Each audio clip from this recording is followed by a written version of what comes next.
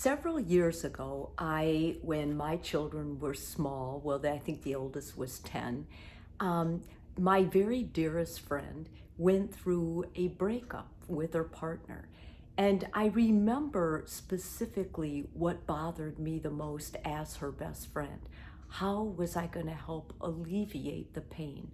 How was I going to help her bear that heartbreak?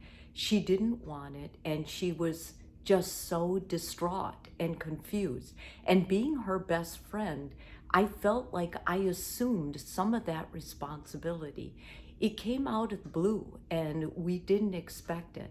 I have several clients throughout the years who have been in my position when their very best friends break up. And the difficult thing is, it's important to be present during that time, to not abandon them because they feel alone and they're scared and they're confused. But it's also important that you practice good self-care, that you set boundaries because it is difficult. And you could just give everything depending on how much you love this partner. And that's not good for you. And you may be asked to go to court or be in the middle of things that you're not comfortable with, spying on another partner or reporting back to one of the partners if you see the other one. You don't want to get into that. That's not your place as a best friend, and it's not going to help either one of your friends during this time. What's going to help them the most is that you're present and there, available for them without judging what they feel or what they're going through.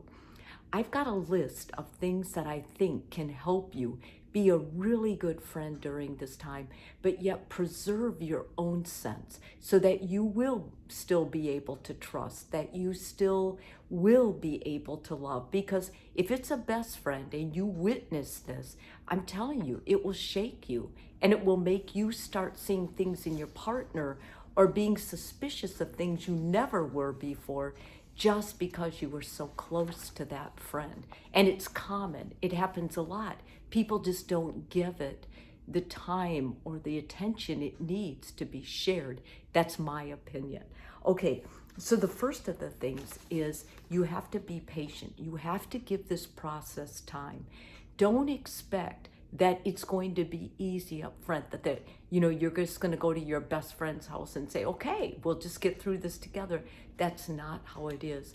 When you divorce or you break up, there is so much feeling, so much regret, sometimes guilt, sometimes shame, that you have to be able to give and take. And by that I mean, some days your partner will be open with you and they will really want to talk about everything. They'll want to vent with you. Other days, it's going to be all about their own guilt, their own shame, what they should have done. And you telling them something isn't going to help. You being with them, hugging them, or holding them, or just sitting by their side while they work this through is. And especially if you don't judge them or their partner at this time, that won't help them. Secondly, have an open conversation with both people.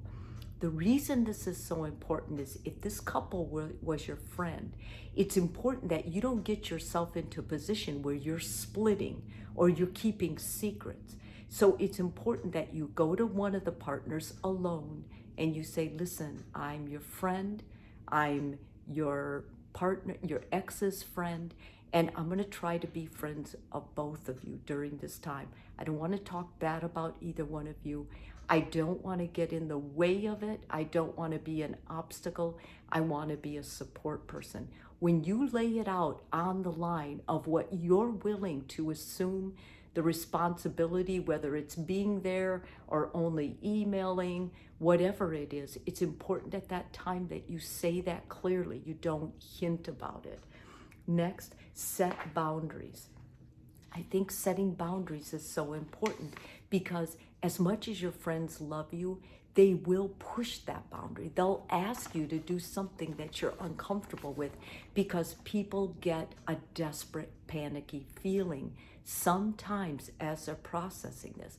They're going to ask you to run over and, check on their ex, or see how they are with the kids, or they're supposed to go here tonight, we just go see if they're with somebody, or spy online. None of those things is going to help you be a good friend for your partner or for your good friend. So it's important you tell them that up front, that you once again are direct with them. When you set firm boundaries for yourself, or you say, listen, due to my own value system, I cannot do that, I think they will respect it and they will thank you for it, because it will stop that process of thinking for them with you. And that's ideal in helping be a good friend throughout this. You might need to choose a side for a short time. If you know one of the partners is particularly at fault, maybe they cheated, maybe they betrayed their partner some way, then it may be important for you to give more attention to the partner who was violated or hurt rather than this other friend. And the reason I say that is it's usually a temporary stance, but it's depending on the situation, what happened to cause the split. And when you find that out, I think it's very important that you give more support to the hurt party, whichever partner that is. And next, be there.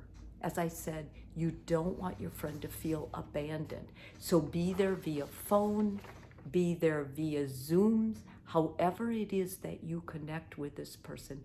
Make yourself present so they know that you're there. You're a safety net for them right now, and they need that.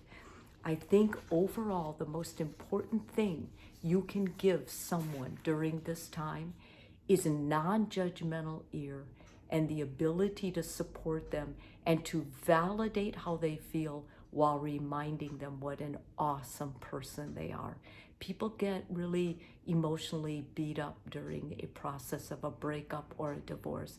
It's important that they have people on their side who still see their light shining and can tell them about it.